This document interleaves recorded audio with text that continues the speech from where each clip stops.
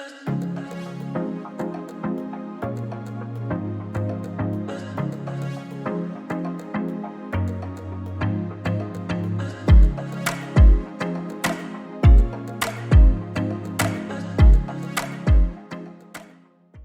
right. So very happy to share with you some of my knowledge today, especially when it comes to building the right strategy and, more importantly, an underlying financial model underneath it.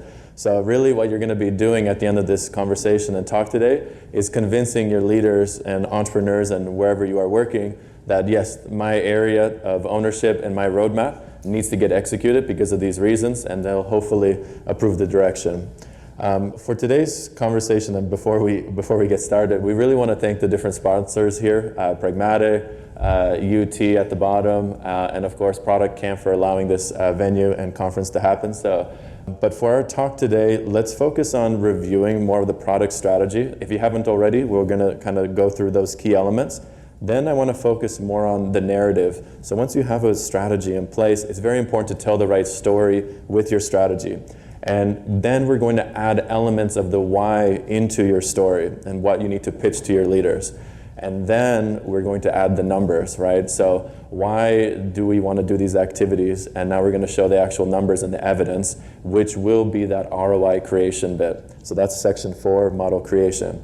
And then lastly, I want to go through some decision-making process that normally leaders like to do and what it typically means. So if you've gone through a few iterations with, let's say, a product strategy that you've built, it's actually going to be important to understand the other side and how they are thinking and why they're thinking like that. So yeah, let's jump right in. So first, let's focus on what a strategy entails typically. To give some background, it's very important for you, depending on what business you're in and industry, to understand where product strategy fits in. Normally as a PM, you're not going to, for example, dive right into the product strategy because that's actually kind of in the middle layer of the entire, I would say, company organization structure, right? There's typically a vision at a high level of where your whole company is trying to go to, really. Then there's more of a company structure and vision, then more of a product strategy, and then more of a roadmap. And so it's really important to get aligned with what that vision looks like, right? So a good example, let's say Tesla, or actually let's talk about SpaceX. So SpaceX, right, their main vision is to essentially be a multiplanetary species, right? They want humanity to live in multiple planets, colonize them, that's their vision. Their company's strategy involves not so much what we're going to be doing here on Earth, but rather building things like reusable rockets or having homes that we can live off of this planet. That would be part of their company strategy, so something very broader. And then product strategy will be very nitty-gritty things like, how can we best reduce the cost of a reusable rocket from, let's say, $3 or $4 million to, let's say, $150,000, right? What's that look like? So we'll be focusing today's talk on the product strategy, less around vision and company, but it's important for you to understand those elements, right, when building your vision out. So in a product strategy, there are a few key elements. You have your problem, you have your segment, your value proposition, you have your competitive edge, and you have your channels, right? Typically, you need to kind of tell the story around these 5 areas. Your problem is essentially what is that user or customer pain point? What have you learned and gained insight on, let's say over the last year or 2, about your customer and why? This is essentially answering that why you need to build this new solution that has this value prop. The next important piece is your segment, right? You're not going to be necessarily building for everybody. You're only going to be focusing on a targeted area. Why? Because if you build for everybody, you essentially build for no one, really. So focus on the right customer segment in which you want to operate in.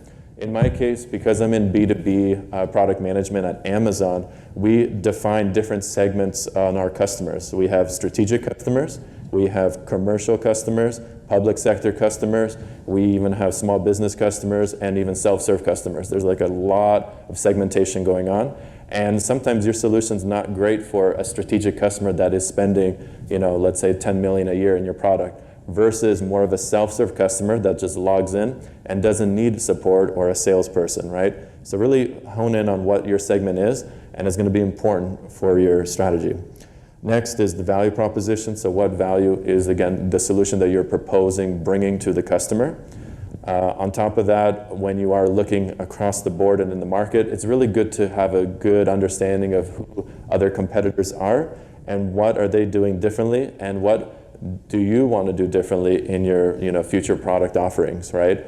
It's important to talk about the differential between the others because you should not just be building the same thing because you have a gap in your company. How can you outcompete them and outstep them? That's key. And a lot of leaders look at that, so make sure you also have that in your strategy. And lastly, when it comes to channels, how are you going to be acquiring or retaining your current customer base, right? And then how are you going to then offer this solution to them in those channels, right? Is it something, if it's more of a self-serve model, like a SaaS product, is it going to be something where they're automatically going to try a free version of your product before they convert to a paid customer? What does that look like? Or do you need to drop in more dollars for paid ads or more dollars for lead generation, right? It really depends on, again, your business and going back to that broader understanding of the business. So knowing your product strategy, instead of just, let's say, giving them like a list or a bullet or some simple presentation, you want to create a narrative and a story around it, right? And to speak on that, again, similar to our strategy, there's going to be elements of problem, segment, solution, and the three things that are different this time in your narrative is you want to paint a picture to your leader that explains, how the customer is going to be using this. So in Amazon, what we like doing is actually talking about future customer testimonials, right? Like what is the future experience that our users will like to see and do? So how you can get that information is by, again, reviewing your current historical customer feedback data. Like that's the best way. Look at a lot of the qualitative data that you receive, as well as quantitative data, which usually comes from a lot of behaviors that many customers, for example, do on your product day to day. You can get that, couple it with qualitative, and now you can say one or two, let's say, quotes that, hey, this is what the customer will do with our new solution, and it's actually going to solve this huge pain point for our business and the customer, right? Kind of work backwards from the customer perspective. That's what I would recommend. Other key things that are important is one, you need to always have a date accompanying any type of strategy because you can't just have, we'll launch all this and we don't have a date. Well, what does that mean? You need to have a date with something, right? Date and numbers. And that's kind of where that opportunity comes in, which is that ROI, right? What does that look like? Typically with a narrative, I like to write mine out, and this is kind of a function that I've been doing both at Dun & Bradstreet and now at Amazon, and it really helps paint your ideas clearly. Make sure you write, and you're kind of writing a one-page memo, essentially, with your product strategy. Get your ideas down in clear, concise way, add the right data in there, and again, just because everybody is talking about AI these days, with regards to ChatGPT, while it's a nice to have. I mean, if you know how to write a great prompt, then sure, you can pop out something nice. But the problem is, as soon as you start using more of it, your critical thinking skills essentially goes to the wayside. And you're not going to be able to create the right arguments when you're going to have to persuade. You're going to have to say, and what I'm trying to say is, when you have your doc and your leader is reviewing it, it's going to be a problem if you can't convince them and argue your point. You just basically let the AI build the argument for you, and now you need to use the AI's argument to convince your leader. It's kind of weird. So it's good to come from you first, and then you can explain your thinking to your leader that way. I think it's somewhat dangerous right now to use AI tools, at least in a more strategic setting. I'd be cautious. So with that, now that we have and walked through our product strategy, the 5 key elements, we talked about how we need a more narrative storytelling structure. Let's add these why components, and how are we going to get to these why components, right? So the key thing is opportunity, and one of the things you need to be able to display in your model and when you build it are positive ROI numbers, right? So again, in my business, it's more of a B2B setting. We are tracking the number of purchases and revenue that come in from our customers, meaning if we have a strategic customer, we are looking to see if we can A, grow the number of revenue from that one customer we can earn in the year, or see if we can retain them also in the long term, something like that. In, let's say, a SaaS product situation, it might be a conversion, right, from a free trial user to a paid user. How can we get that conversion to be quicker? How can we, for example, get more revenue from that customer and upgrade them to different tiers? What does that look like? Explain that opportunity is what your goal is when building out the narrative. Next, and this is something that's really important and something you should do before any strategic planning, talk to your user research team if you have one. If you do not, you should probably start doing a lot of interviews with your current customers to essentially discover unmet needs. If you're like in a small startup, maybe 10 to 50 employees, something like that, I would do a lot of customer discovery interviews to understand pain points and concerns and then map it back to your data that you already have about your product. And again, this kind of creates a good baseline conversation to have when sharing a strategy. So use user research as best as you can to figure out what those uncovered unmet needs are. And lastly, and this is something that's kind of more relevant to a lot of compliance, if let's say you are in that type of industry, B2B, definitely timing is important, but try to understand if there are, let's say, regulations, legal implications in your area of work. In mind with sustainability, for example, there's a lot of new regulations in the EU that have dropped versus here in the US. And so how do you make a product that fits those timelines and categories when those regulations drop? So for example, if let's say our product was not built to satisfy certain regulations, our company would be fined, and then we essentially can't go live with our product, or we lose customers in that location. So it's very important to understand the timing, and that's why you should have key dates when you are launching certain initiatives. So that's timing. So now let's go over to the fun part, which is more of the model creation, right? We talked about the why, we went through our narrative, and now we also know what our 5 key elements are in our product strategy. Now let's marry all those components into the model itself, right? And again, for leaders, numbers really do tell a better story. They will read through your doc and whatnot, but once they see that positive, 1,000% growth or 22,000% growth or 1 billion opportunity, they get excited. So give them the numbers. And I think the best way to do this exercise is actually go through a sample prompt or a sample company and problem, right?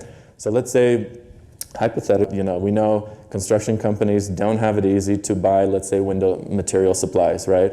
It's not easy to find the right contracts, find the supplier, it's difficult. And our solution at whatever X company is, well, let's build a B2B website, some type of procurement solution that targets construction companies who need window supplies, right? That's our solution. So these would be 2 inputs into our strategy. But now what we want to do is focus on, well, how are we going to, get to these right customers and what's the landscape look like? So that's now focusing on the target segment piece. Let's say, hypothetically, commercial is 30% of our market, residential is 70%, and these are the different locations in which this company operates. 30% in West Coast, 60% in South, 10% in East. We know kind of the landscape. Now, as a PM, you'll need to understand, well, we know our problem, and we know our solution.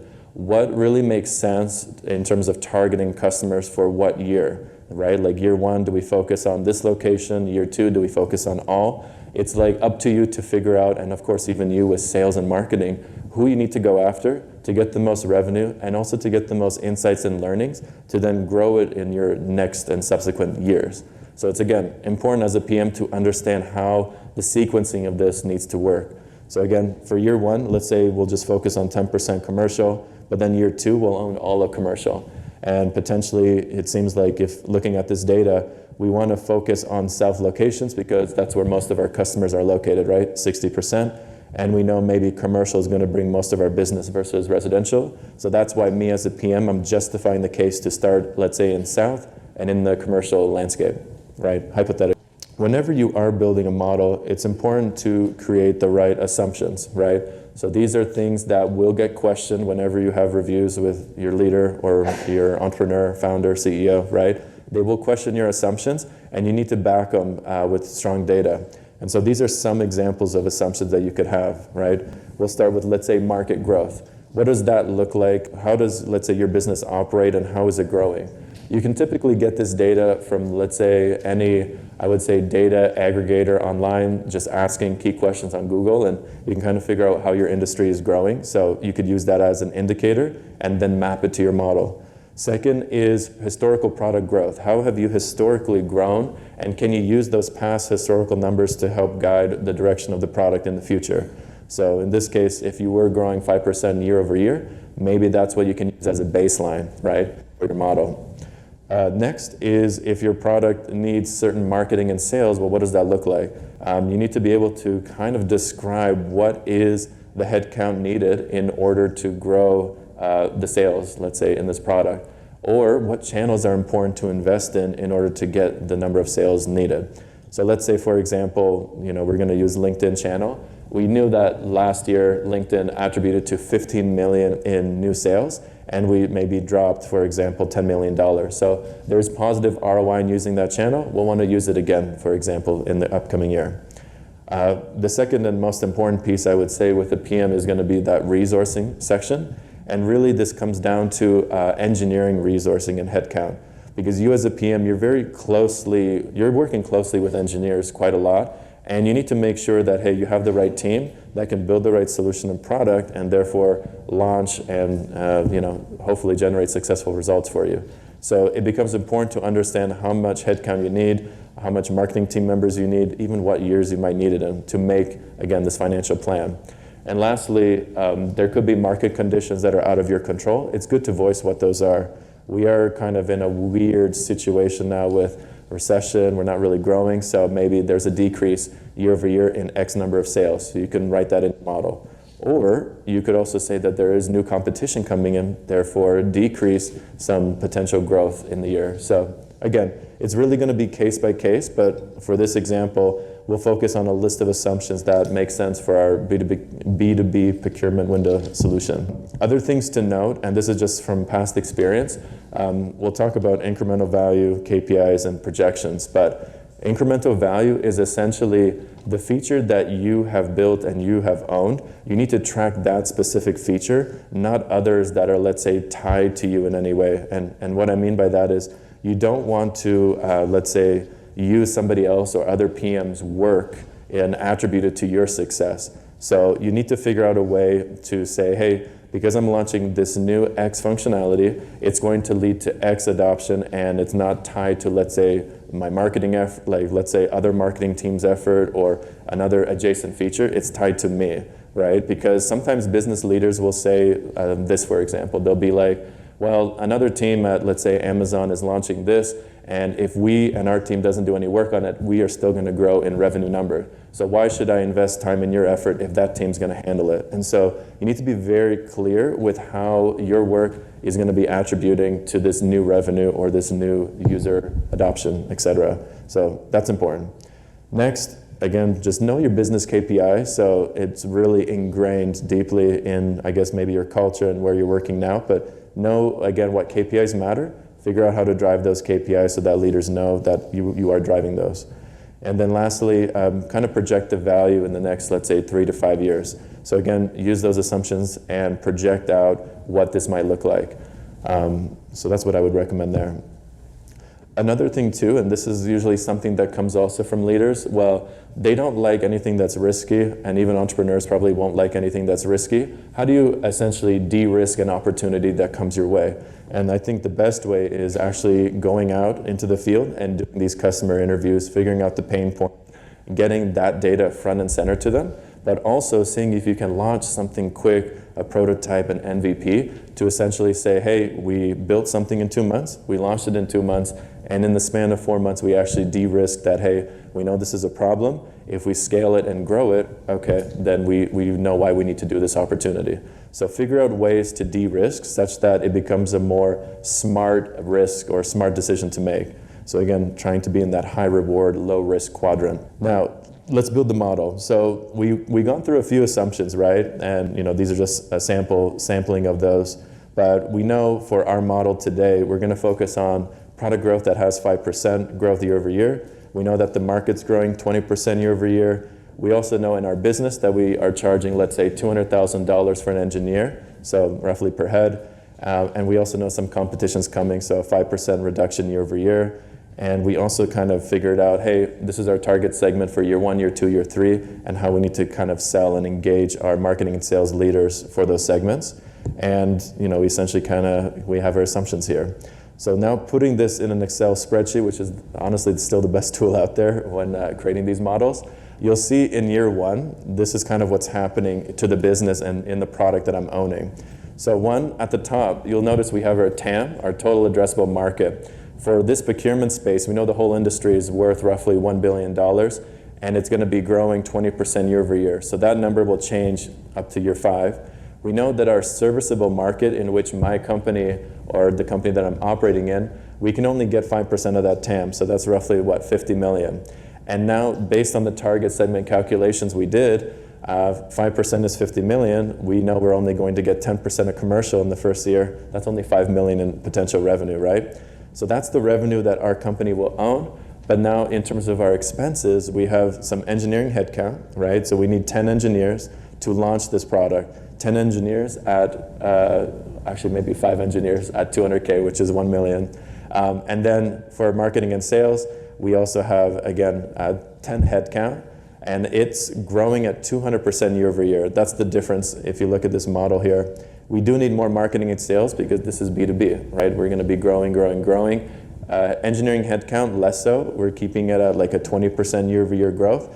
And again, how I'm explaining it to you right now is very quick, but you'll have to kind of deep dive more specifically once they kind of drill down into your model, of course, when you're presenting. But what you'll want to show here at the bottom is essentially this return on investment. This is the key piece. So knowing essentially how much resources it takes year one to build your product, to sell it and get it to the right channels, that's the key story. And so we see that for our first year, we are making net 5 million, and we are expensing roughly 3 million in expenses. Now, I'm not talking about, let's say, reoccurring expenses or website servers, data costs, mostly just headcount. But you can see here that, hey, it's still a positive ROI, which is great. We want that, right? 166% ROI.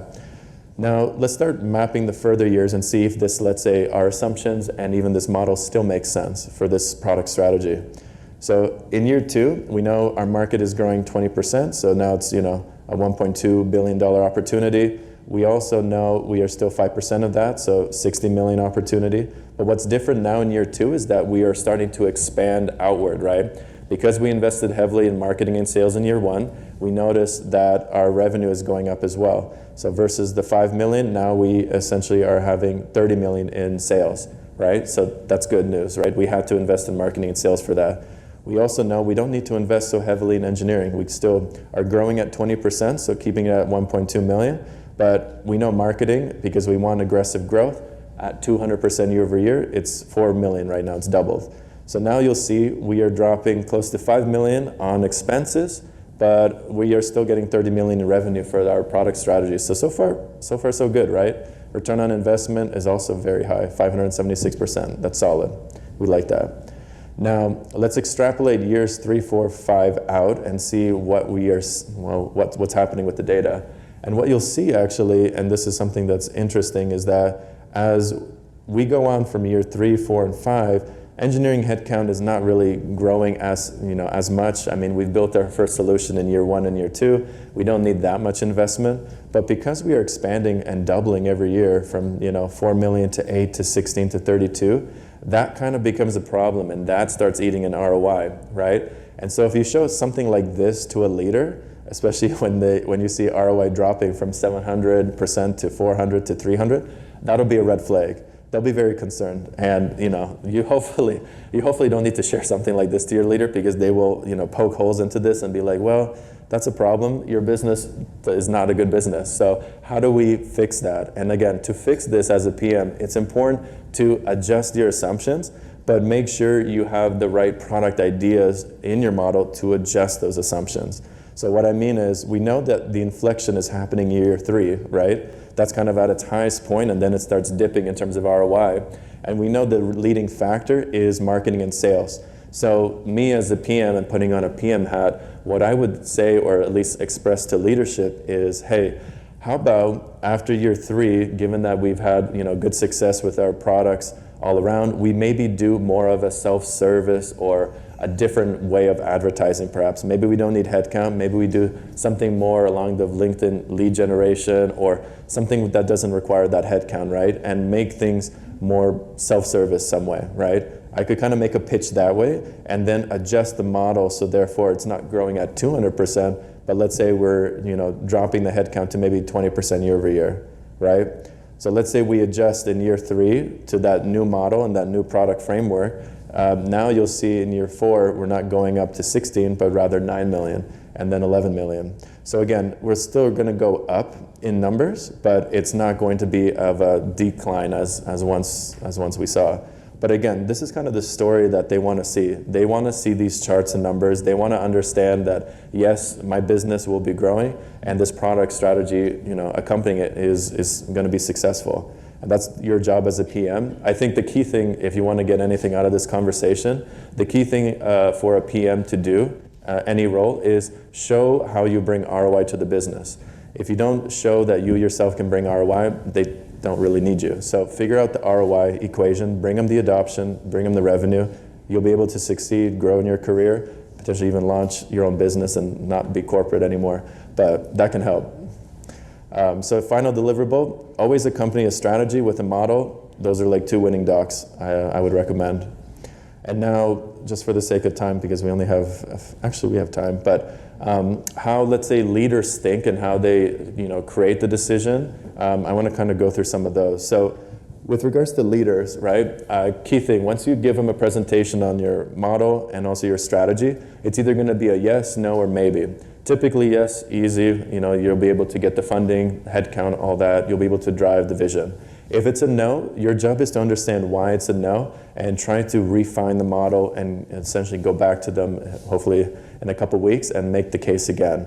If it's a maybe, they also don't like certain aspects of your strategy. They're not convinced just yet. So it's your job to figure out what aspects they need more convincing on and then convince them. It's really key, work on that model and work on your product strategy and getting it to kind of a place where it makes sense for all the key stakeholders and to get that alignment. Easier said than done though. There's a lot of, I would say, networking, but also a lot of building evidence. You need to really be good at building the right evidence and showcasing it to your leader. They're not the ones that essentially have time to go through and you just need to bring the right evidence to them, make a clear case why this needs to be done. And then once you do have that approval, strategy's good, model's good, it's honestly sharing this out then with your partner teams to get feedback, get partner alignment, and now you can actually start working on the tactical side. That's the execution side of the PM and build that roadmap, work with your engineers to figure out when things need to be launched, but that's more tactical.